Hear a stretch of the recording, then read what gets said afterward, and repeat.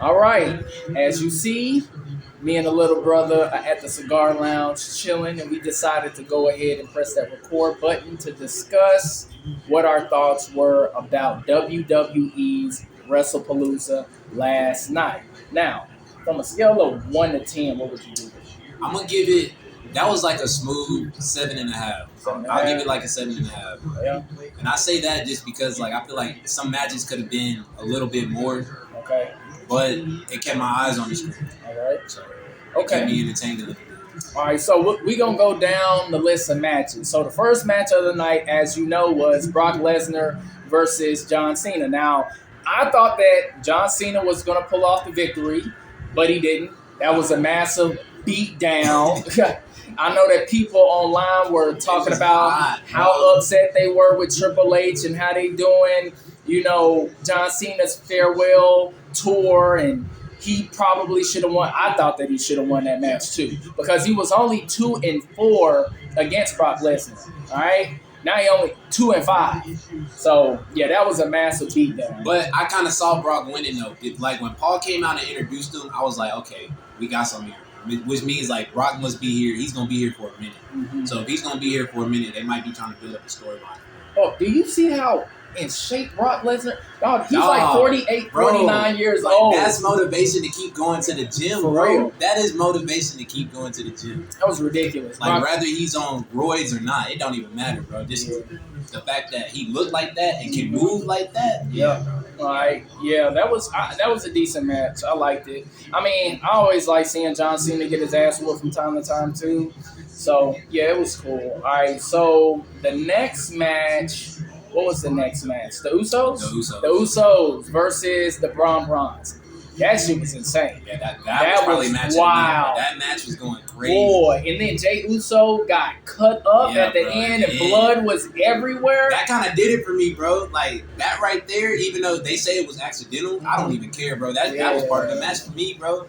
The funny part about that match was when LA Knight had to fix the table inside the ring because Bronson Reed couldn't get it right. Yeah, that was funny. That was really funny. But I can definitely see that Jey Uso LA Knight real soon. I don't know when they're gonna do it. Probably for Mania, if I had to guess, because they're gonna go into War Games here pretty soon. Okay. So probably for Mania or the Rumble, but I can see that in the future real soon. I can. So and then the third match was it Io Sky? Io Sky versus Stephanie. That was probably the best match of the night. I don't care what nobody say, bro. It's because they let them do that indie shit too, bro. Like, and I feel like that's what brought the match alive. They was cooking, and I mean, come on now, everybody like Devil's Kiss, cheeks out and everything. So man, those girls really displayed what true wrestling looks like.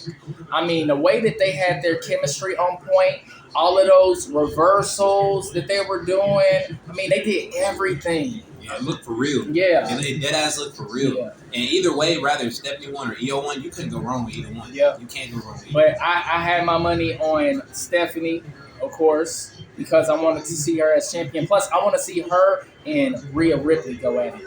That is going to be crazy. You know that's up next. Ooh, they cooking. Yeah, they gonna cook with that. Best match of the night, hands down. I just hope, bro, like with Stephanie with the belt, that she can win the WWE Universe over.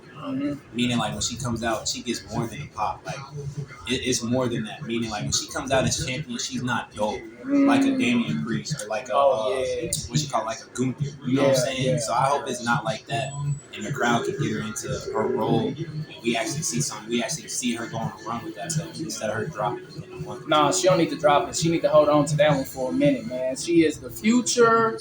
I mean, she just needs some mic skills. AEW sold with her, bro, because she was over there. Really? She was over there. Oh man, I ain't sold with her. Wow. She was with like CLL or something like that. You know that Mexico wrestling company, CMLL or whatever? No, I don't know. It's some company like that. That's where she was at. AEW had like a cross promotion thing with them, and she was getting exposure over there. Okay. But they sold it back to her. I don't know what happened. But that was the best match of the night, in my opinion. They cooked up. It was amazing. I enjoyed every bit of that, man. So let's move on to CM Punk, AJ Lee versus Seth Rollins and Becky Lynch. To me, that was probably the most entertaining match of the night. That's the word. Yes, that's the most entertaining And match. it should have been. Like, Yeah. that's the most anticipated match. That's the one everybody wanted to see. Yeah. Especially with AJ. Yep. Like, how in shape, bro. How in shape she is insane. Now, bro. she did have some ring rust. That comes with that. She had some ring rust, but I love the fact that they were using each other's finishers.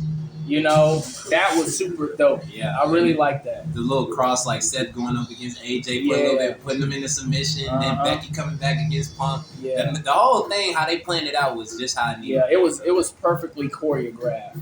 1,000%. And that the right people won. Now, what would have been interesting was if, like, Seth put his title up, Becky put her and IC up. That could be next.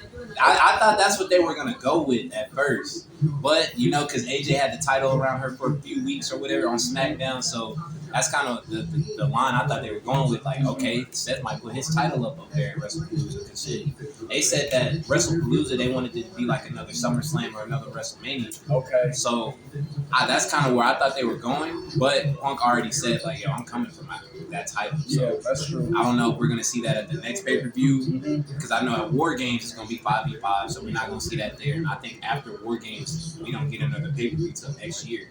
Dang. Wow. Well, we got Cena's farewell tour, but yeah. Okay, all right. So most entertaining one was CM Punk, AJ Lee versus Seth Rollins and Becky Lynch, and then the last match, Drew McIntyre versus Cody Rhodes. What you think? I was disappointed. I wanted Drew to win, bro. You did? I was gonna text you saying Drew's taking this shit home tonight, bro. I was gonna text you that, man. I had my money on Cody. Cody is the face. He's good for business right now because he's in the boardrooms. He's making deals. So you got to keep the title on him for a minute, especially since they're doing all of these new ventures, you know, with other all companies. These sponsorships, all these ads they're promoting. You need Cody Rhodes there. I hate to say it, man. He is the face. He's the new face of WWE. Let's just be real. Yeah. Until Roman Reigns comes back and get that belt off of him. Right? Which is going to happen. Yeah. Roman Reigns going to get that belt. Happen. He's getting that belt. Yep. Let him finish his Street Fighter movie, and he going to come back and get that belt. We still need a Cody versus Roman Part 3. We still need that. Yeah. So. Yep, because they 1-1, right? Yep, they 1-1. So, yeah, we need that. But overall, I think Wrestlepalooza was pretty good. I think they need to tighten up on a few things. Like, if it's going to be anything like WrestleMania, first of all, they need a bigger stage. Bro, we have to stop with this LED shit. Yeah, bro. We got to stop with that, bro. I mean, I see they added the little LED things on the floor to make it pop a little bit more. But, bro, I thought we were really in a change. Seeing the stage from SummerSlam, seeing the stage in Paris, I'm thinking, oh shit, WrestlePalooza, they didn't go crazy. They did not go crazy. They went super mediocre. That small ass stage that they came out on. Now the thing I did like was that elevator thing that Seth Rollins and Becky Lynch was on. That was super dope.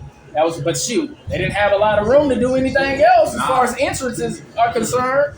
I was really concerned on how they did Brock's entrance, bro, with all that pyro, how small the stage was, bro. Because, like, I knew we were in for something at the beginning. They did that little ESPN video, had the pyro going off. But, bro, they really turned the lights on, and I saw the stage. I was like, wow, bro. Maybe next time, since this was like their tester, premium live event, that they'll make it bigger next time to see. Since it was pretty damn popular, hopefully they'll double the size, maybe even move the event to a stadium or something like that. Well, the next event I think is Crown Jewel, so that's a Saudi event. So I know the stage there is going to be nice. Yeah. But I don't know, bro. I really wanted Drew to win. Like the hype around it, how they were building Drew up as if like he was really about to win. But my thing is this though, bro. I don't like how they do Drew like that. They always put him. Or he always says he wants a normal match for the belt, right? They give it to him, and they always shit on him, bro. They always shit on him. And I get it's a business thing. It is a business thing, but let's just be honest, bro. Drew McIntyre has the look, but his in-ring skills aren't that good. You don't think so? No, absolutely not, bro. Claymore kick shit, bro. Like, I don't. He needs to add more into his arsenal, in my opinion. He got to be able to do more stuff, because he doesn't really do a whole lot. Okay. Yeah, he really doesn't. I get it. So he needs to work on his in-ring skills. My skills on point. His mic skills are phenomenal. He got the charisma, but you're going to need a little bit more than that to entertain everybody, too. Because maybe I'm looking at what he did during COVID, but there was no fans. It was just him in a camera, bro. That was it. Yeah. But so I thought he had a good performance, though, overall. I mean, the build up to it. I think him trying to smash Cody's face into that table like that, I wish they would have went with it. Part of me went, yeah, man. If you gonna have Cody win like that, you can at least let me do some crazy shit. Like, yeah, that's true. You can at least let me get one something in. I mean, you let Kevin Owens get a whole neck bomb on your ass, bro. So that's true too. Yeah, that's true too. But yeah, man. Overall, to me, good premium live event. It's pretty cool. I'm looking forward to the next one. We gonna finish chilling, hanging out. Don't forget to like and subscribe. Of course, I'm going to leave my little brother's channel in the description, because we always got to show love. This will not be the last video that we do. We just getting started. We'll catch y'all later. Peace.